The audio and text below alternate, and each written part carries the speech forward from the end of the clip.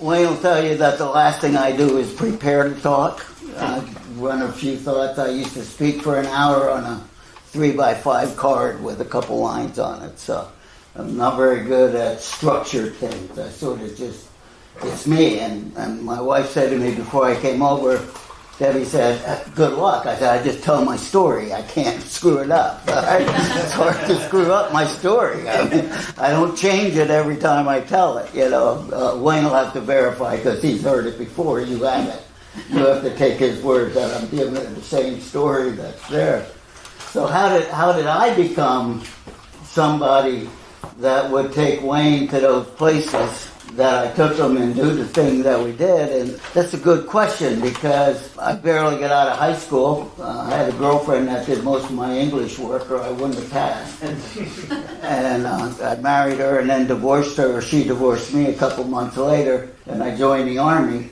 But before that, when I was growing up, I worked on Jersey Acre Farms. It's a farm on a mountain up here, and I used to milk cows before I went to school. I rode my bike up and milked cows, and then Mom would pick me up so I could get a shower in time to catch the bus at 7:15. But every morning at 4:30, I was on my bike riding up there to milk cows, and then afterwards, school, Mom would take me up, and I'd ride my bike back home. So it was there for the next morning. But the guy I milked cows with was a guy named Ralph Hefner, who was actually the chairman of the board for Agway Corporation, which was a Fortune 300 company. So we would be milking cows, and we'd be talking about things that were going on at Agway Corporation. He used to tell me that farmers were some of the best businessmen because they had to make decisions. When the good Lord decides that we're going to have a frost when we're not supposed to have a frost, farmers have to adjust and not necessarily react, but adjust. And I think a lot of my thought process is when things go wrong, I automatically think, okay, now what do we do? I'm not very good at sucking my lower lip because things went wrong. I'm like, okay, what's next? So what do we do next? That all comes from spending that time with Ralph. So then I endeavored on a very severe drug and alcohol career. The Army helped that. Anybody has a drinking problem and they're going to tell you they're going in the Army to solve it, that's probably not a good idea. It's like pouring gasoline on a fire. And Wayne was born in Germany with my second wife. And we came home, and she left me one night and gave Wayne to my parents and said, if you ever give him back to Wayne, I'm coming to get him. So my drinking career and drugs really took off when that whole thing happened. Wayne was where he belonged because I wasn't fit to raise him as a parent. So Wayne and I, it's funny because we're not only genetically, right, he's my son, so we have characteristics based off genetics, but then we also have characteristics because we were raised by the same people, right? So now we have the environment plus the genetics that gets us sometimes, we think a lot alike. And so why is that important? Because February 8th, 1980, I went to a detox, and I haven't had a drink or drug since. But I'm very active in 12-step programs. I still am, 40 years later. Met my wife in a 12-step program. She's sober 47 years. I'm sober 42. We were at a meeting last night. And what happened with that is 12-step programs really work on giving. Alcoholism was a major problem in the world. It's biblical. And in 1935, two guys figured out that the way to stay sober is to help somebody else get sober. So we have a saying that you got to give it away to keep it. You can't hide it under a bushel basket, right? It's biblical. We got to let our light shine, and that's the same thing with the 12-step program. So a lot of my thought processes, it was funny. I know Wayne put in his bio that he has 15 years coming up on the 7th. We would go to sales meetings, and after a while in that 12-step program, he said, now I know why you do things the way you do it, because it's the thought process of giving ingrained and people working one on another and helping each other. So my life has really been about helping people. And it all evolves from that 12-step program. It really does. I married this wonderful woman. We used to joke, part of my story when I talked to salespeople was I worked 8 hours a day on the steel foundry. I would drive home, pick up the Wall Street Journal, go home, take a nap for 20 minutes, then work 8 hours on the farm. I always laughed. We were a two-income family, and my wife wanted to be a stay-at-home mom, so I ended up doing the two incomes.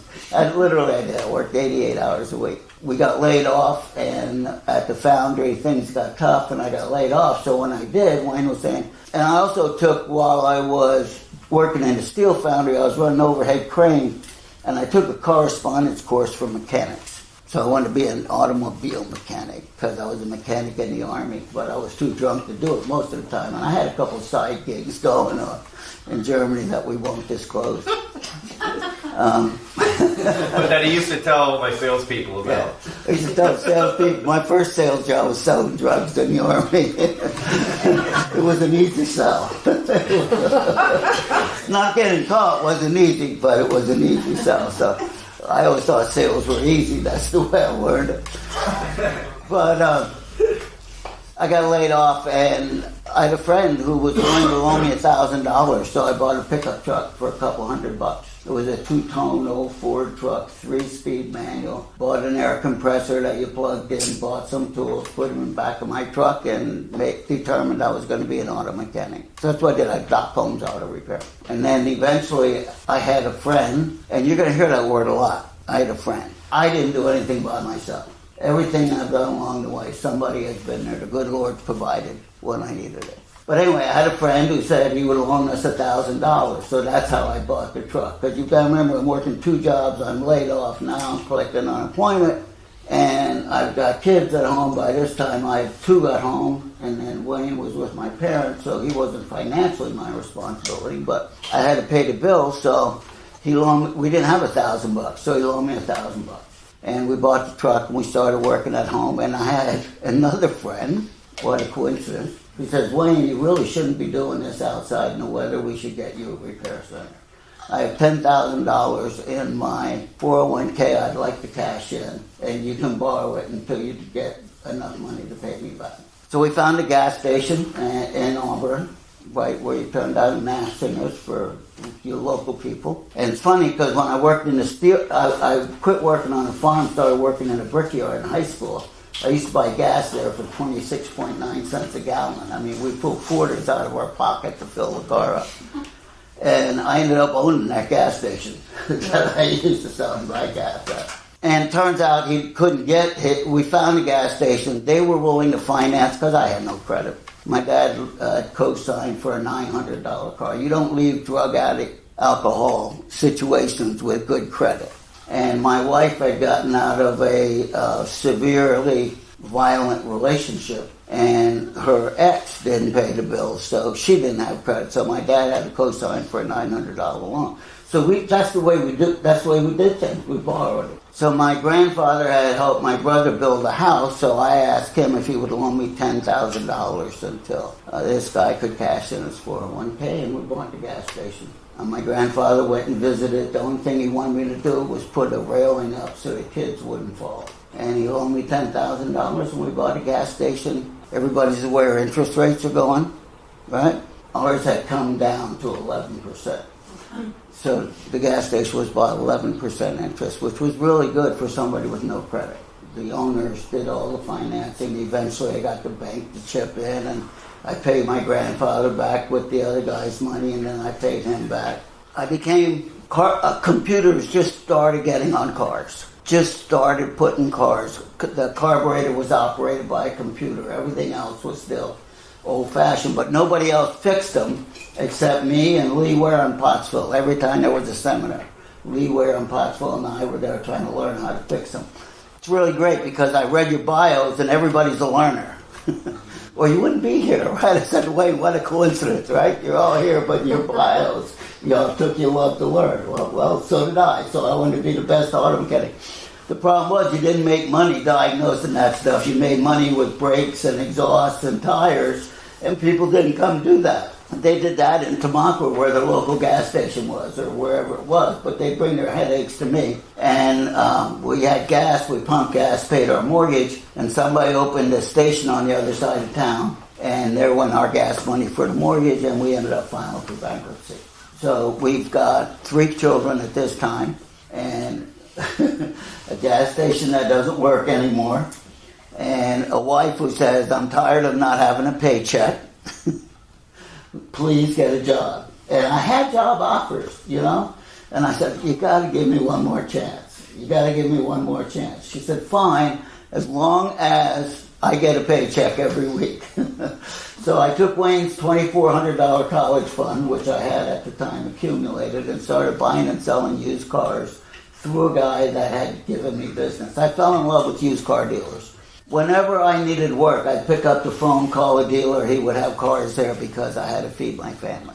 They've always taken good care of me. So I started buying and selling cars. Now we're bankrupt. We don't have anything. We sold all the tools and everything. We had $10,000 stashed away. That was for a house. Because we lived at the gas station. I didn't know about LLCs and LPs and all the stuff you do to protect yourself. I owned everything. So when I went bankrupt, everything went. I remember I had an old Pontiac Phoenix on blocks. They came and towed it away. So part of the story goes to, on February 8th, 1990, 10 years after I quit drinking, I decided I was going to quit smoking for the 4th and final time. And how did I do that? For 3 months, I told everybody on February 8th, I'm going to quit smoking. So I'm an egomaniac with an inferiority complex, right? I'm going to be proud of what I do and think you don't like what I do. That's my complex. But anyway, there's no way in hell I was not going to quit smoking on February 8th. So instead of smoking, I woke up and went to the racket club. If you're going to remove a bad habit, you got to replace it with a good one. If you just remove the bad habit, you got to avoid, and guess what? The bad habit wants to come back. So AA taught me that, right? Well, I'm not supposed to say I'm in AA, 12-step program. It teaches you that, you know. You can't just remove alcohol and drugs. You got to replace it with something. You can't just remove smoking. So I went to the fitness center, and there's this guy there, and he does a mile on the treadmill, and he got off, and I did a mile. It was him and his wife.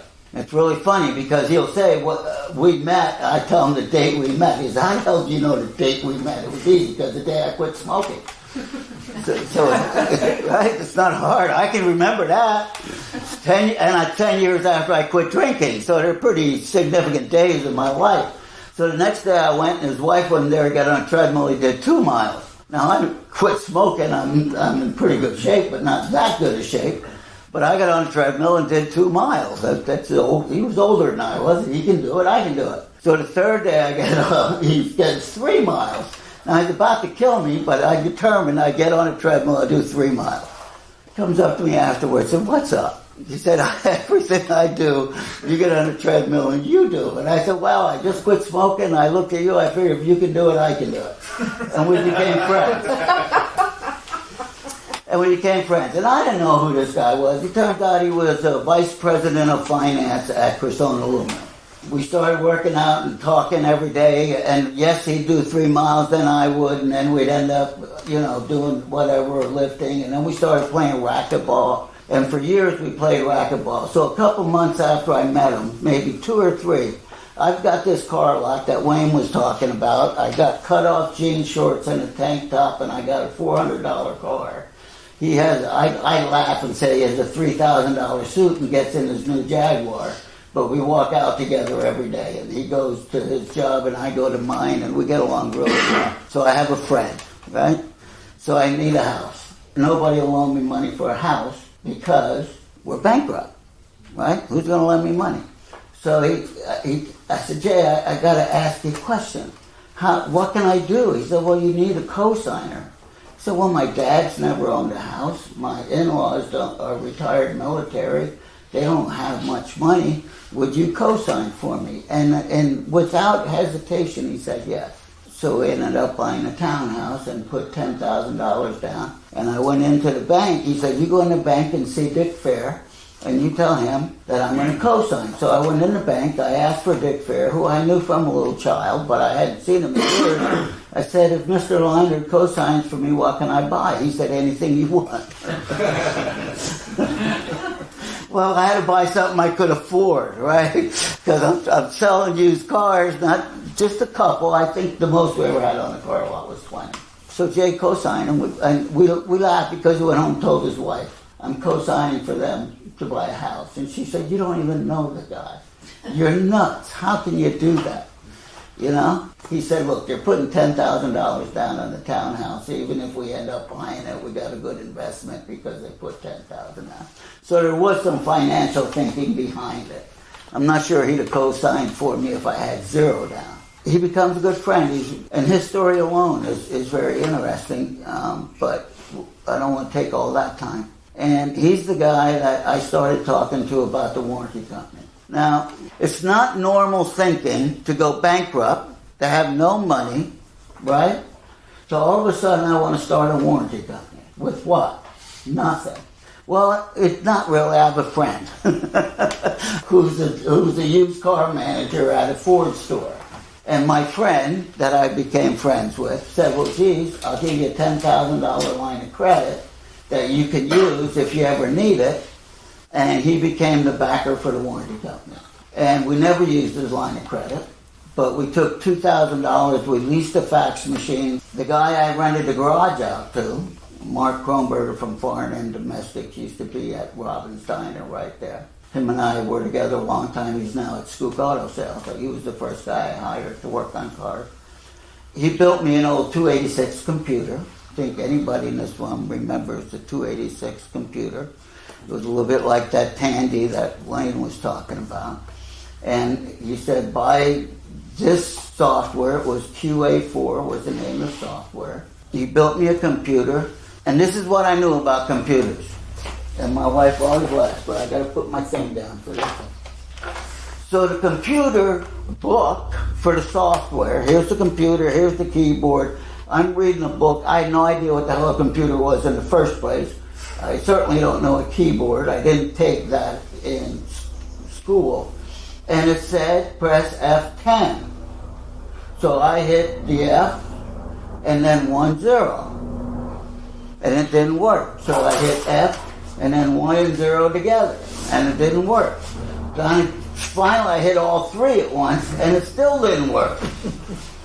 Finally, I said to Mark, what do you do? He said, Wayne, on the top is F1, F2, F3, F4, F5. That's what I knew about computers. It's an illustration. I really was illiterate. But I read the book and I wrote our first program that I think we were at our third location, probably had 8 or 10 people in-house, 20-some people, maybe not 20, 10 or 12 salespeople. And we ran the computer on that software that I wrote. And I needed accounting, so somebody recommended Peachtree. So I got a book on Peachtree, and I don't know if anybody's ever used it. It's not like QuickBooks. It is pure double entry accounting. You have debits, credits, credit. In case you don't know, a credit is withdrawal and a debit is a deposit. Just the complete opposite of what you think. And so I set up our statements and our software, and we started a warranty company. And I had a salesman who went out, who was a friend. He used to be the Cornwall tool guy, or Mac tool guy when I had the gas station.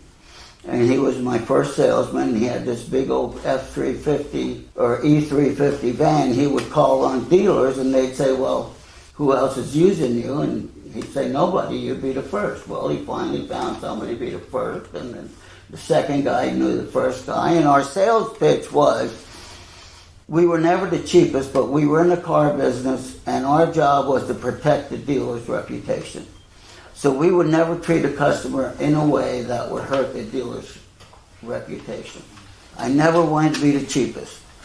Someone can always be cheaper.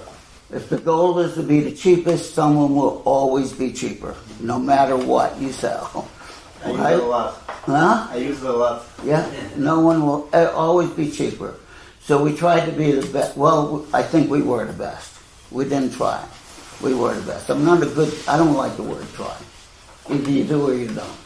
I used to have people say, try to get out of a chair, right? Think about that. Try to get out of a chair. Either you do or you don't. Right? That's the way it is. That's my mentality. That's the farmer mentality, right? Something broke, you fixed it. You didn't try to, you did it. You know, this warranty company started growing. I asked Jay, and the guy's name was Jay Leinard. Most of you know him, of him. And we truly are best friends. We still are best friends. He had raised the money to open this aluminum plant. We had this great big aluminum plant that's in Cressona, and it is huge. It is just huge. And Alcoa owned it, and Jay worked for Alcoa. And when they closed it, he went to the home office in Pittsburgh. But anyway, so he was all tied up, and his board of directors were Fortune 100 companies, because a member of the Campbell Soup family was the one who funded the purchase and was sold the deal to open Cressona Aluminum. So their board of directors was top notch. I asked what I need to do to get investors. He said, well, first thing you do is set up a board of directors. You got to have an independent board of directors. The second thing you do is you got to do projections. And I said, how do you do projections? He said, well, you get a spreadsheet. I said, okay, what's a spreadsheet? Well, anyway, it was something, bro, and he taught me how to do projections. I did 3 years of projections for the growth of the warranty company, and I started looking for investors. Of course, Jay was the first one, and his wife was on the board. He would not go on the board because it would have ruined our friendship, he said.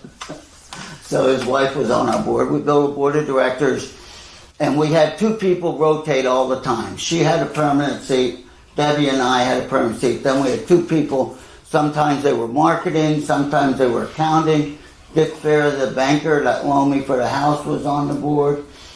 And then a guy I played Little League against, his name was Walter Mack. At one point, he was the CFO of Mack Truck. He was the youngest CFO of a Fortune 200 company at the time. And he actually came back and bought his grandfather's knitting business, Fessler's. That was his grandfather's. So he had left Deloitte and Touche. He left Deloitte and Touche, and he was hired by Mack Truck. He was the darling of the Lehigh Valley. Then he opened his grandfather's, and he went on the board.